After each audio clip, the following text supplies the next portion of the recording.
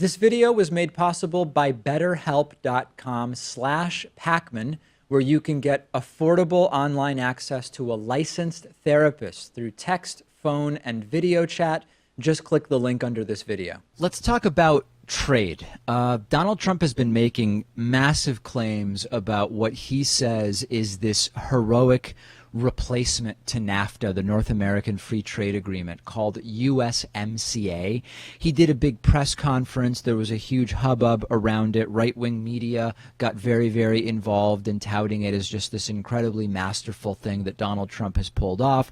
And Donald Trump has been calling it a brand new deal.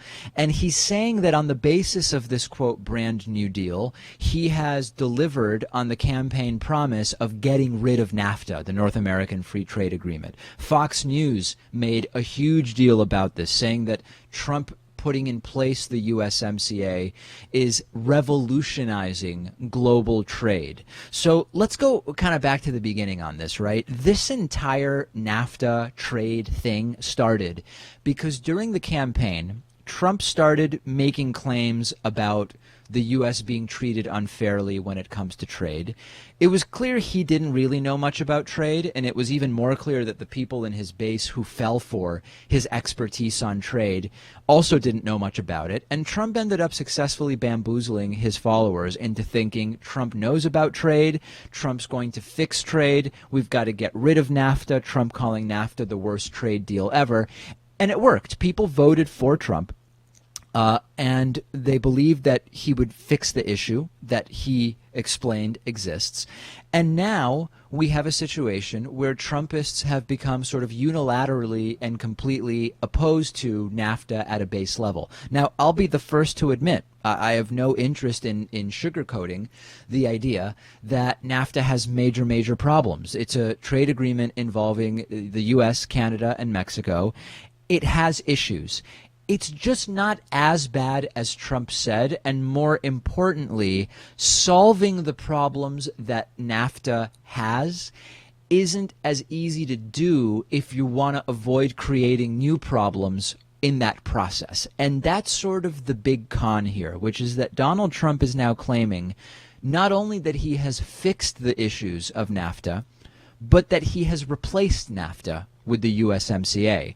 That's the big con. The USMCA is basically NAFTA with some modifications. It's like NAFTA 2.0, NAFTA Light, call it whatever you want.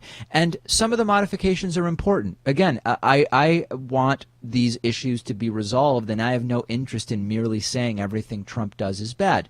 Some of the modifications that Trump was able to do are significant, but they're not revolutionary, and it's certainly nothing close to actually getting rid of NAFTA. It's coming up with a slightly modified version of NAFTA and giving it a different name, which brands it differently, which is often what actually achieves political success, which is just the branding of the things that you do. So let's talk about it. What does the USMCA actually do?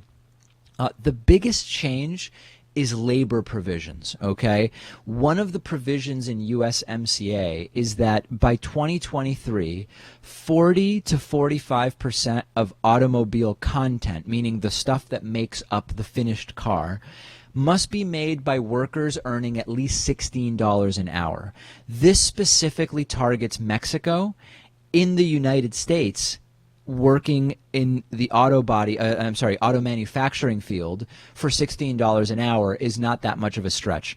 In Mexico, it is more of a stretch because wages are lower. So the idea of mandating that by 2023, 40 to 45% of automobile content must be made by workers earning $16 an hour, the idea is, number one, shrink the gap, the wage gap between the U.S. and Mexico, so that you will make it less appealing to move production to Mexico, and if you're lucky, create more employment opportunities in the United States. Now, it happens to go directly against free trade. It's a form of restricting the movement of labor, but we're used to that hypocrisy by now, so no real surprise there. Another provision from the USMCA, cars and trucks must have 75% of components manufactured in Mexico, the US, or Canada in order to qualify for no tariffs. Previously, that was 62.5% of components. Is that massively life-altering the way Donald Trump is claiming? Is it fair to say that NAFTA is gone and we have something totally different when all you've really done is say, well, instead of 62.5% of components, it's 75% of components? I think that most reasonable people would understand that that's a pretty big stretch when it comes to saying that NAFTA's gone and something completely different is here. The idea is get manufacturers to buy parts from our 3 countries in the deal instead of Asia. That's fine. But going from 62.5% to 75% is not exactly a blockbuster deal that bears no resemblance to the previous one that Trump said is the worst deal ever. In other words, if NAFTA was the worst deal ever, with 62.5% of automobile components needing to be required, be manufactured in these 3 countries to avoid tariffs, does making it 75% now make it a good deal, or is it just a slight change from what we had before? The USMCA also adds some provisions for the party countries to be able to sanction each other for violations of the agreement. NAFTA didn't have that, so that is a difference. The problem is, if you think back to TPP, one of the real horrible things about TPP was that it created this sort of transnational extrajudicial way of doing arbitration when there are disagreements or misdeeds by countries at the country level. The way that the USMCA would allow countries that are party to the deal to sanction each other is very similar. It's one of these transnational sort of multi-step processes. Is that a good thing? It certainly wasn't good when it was part of TPP. So yet again, another one of these hypocrisies. And then lastly, there's the dairy industry. Trump has been talking a lot about the dairy issue for a while.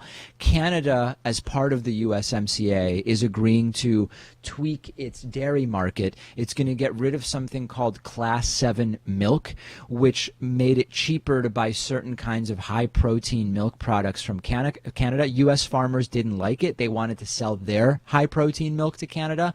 This will help some farmers in the United States, but it's a very small number. It matters to them. I'm not saying it isn't important to them, but macroeconomically, it is almost completely insignificant. And the idea that, again, that makes this a drastically different deal than NAFTA is pretty laughable.